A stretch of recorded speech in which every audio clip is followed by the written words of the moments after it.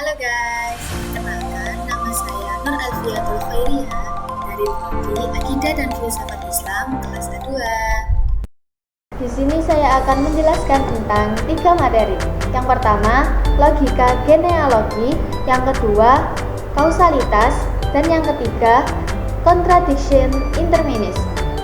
Yang pertama, logika genealogi adalah pendekatan filosofis yang berusaha untuk memahami asal-usul dan perkembangan konsep-konsep, nilai-nilai, serta norma-norma yang ada di dalam masyarakat.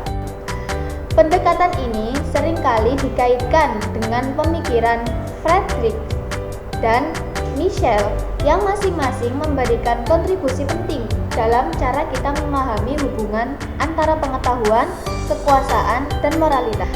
Pendekatan ini memungkinkan kita untuk mempertanyakan norma sosial, menganalisis pendidikan, dan mengerti kesehatan mental.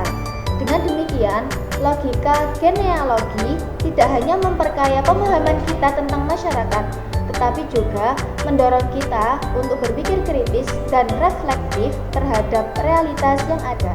Kausalitas dalam logika adalah konsep yang menjelaskan hubungan sebab akibat, yaitu hubungan di mana satu peristiwa sebab menyebabkan peristiwa lainnya yang disebut akibat. Dalam istilah sederhana, kausalitas menyatakan bahwa setiap peristiwa yang terjadi memiliki penyebab yang mendahuluinya. Ada beberapa macam-macam kausalitas. Yang pertama, teori kontradiksi sine qua non. Teori ini berarti bahwa satu tindakan harus ada agar akibatnya dapat terjadi. Jika tindakan itu tidak dilakukan, maka akibatnya tidak akan muncul. Contoh, jika seseorang tidak menyalakan api, maka kebakaran tidak akan terjadi. Menyalakan api adalah syarat mutlak terjadinya kebakaran. Jika api tidak dinyalakan, maka tidak ada sumber panas yang dapat membakar bahan-bahan yang mudah terbakar. Teori kedua yaitu generalisasi. Teori ini menjelaskan bahwa suatu kejadian dapat disebabkan oleh berbagai faktor yang saling berkaitan. Contoh, berbagai faktor seperti cuaca buruk dan kelalaian berkendara dapat menyebabkan kecelakaan mobil. Ketiga, teori individualisasi. Teori ini menjelaskan bahwa kausalitas fokus pada mencari penyebab paling dominan dari suatu kejadian setelah peristiwa tersebut terjadi. Contoh, seseorang jatuh karena letak batu di jalan. Batu tersebut adalah penyebab langsung dari jatuhnya orang itu. Teori keempat yaitu teori relevansi. Teori ini mengaitkan antara tindakan dan akibat yang ditimbulkan, menunjukkan bahwa ada hubungan langsung antara tindakan dan konsekuensinya. Contoh, mengemudi dalam keadaan mabuk berhubungan langsung dengan meningkatkan resiko kecelakaan. Ketika seseorang mengemudi sambil mabuk, kemungkinan untuk mengalami kecelakaan menjadi lebih tinggi. Sederhana dalam kehidupan sehari-hari. Misalnya, Andi tidak membawa payung saat hujan. Akibatnya, Andi basah kuyup. Andi tidak membawa payung saat hujan. Ini adalah sebab. Kita tahu bahwa hujan dapat menyebabkan basah. Jika seseorang tidak mau basah terkena hujan, maka semestinya dia membawa payung atau jas hujan. Ketidakhadiran payung merupakan penyebab yang jelas dari basah kuyupnya Andi. Andi basah kuyup. Kata Andi basah kuyup ini adalah akibat dari Andi yang tidak mau membawa payung saat hujan. Akibat ini langsung dari tindakan Andi yang tidak menyediakan payung dalam cuaca hujan.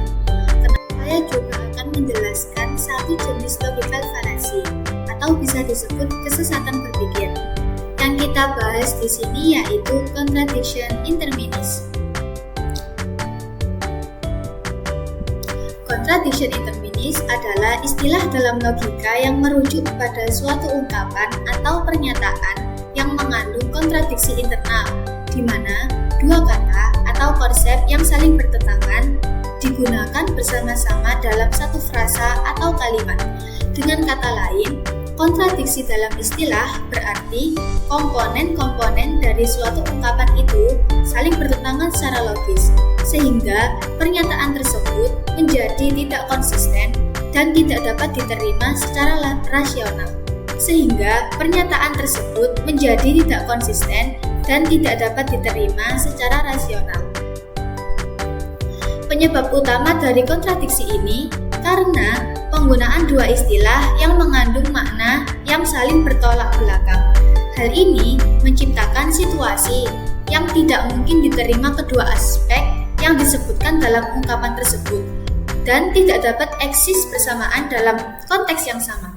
Contoh dalam kehidupan sehari-hari bisa ditemukan dalam kalimat seperti pernyataan yang benar-benar salah.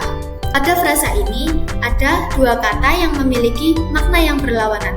Satu, kata benar-benar mengindikasikan sesuatu yang sah, akurat, atau sesuai dengan kenyataan.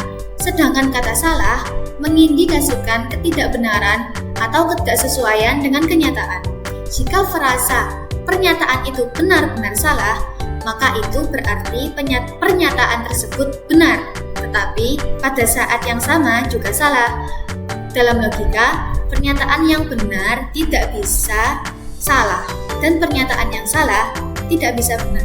Dengan demikian, frasa tersebut tidak dapat diterima sebagai pernyataan yang koheren atau masuk akal secara logis. Sekian penjelasan yang dapat saya sampaikan, kurang lebihnya mohon maaf. Bye-bye.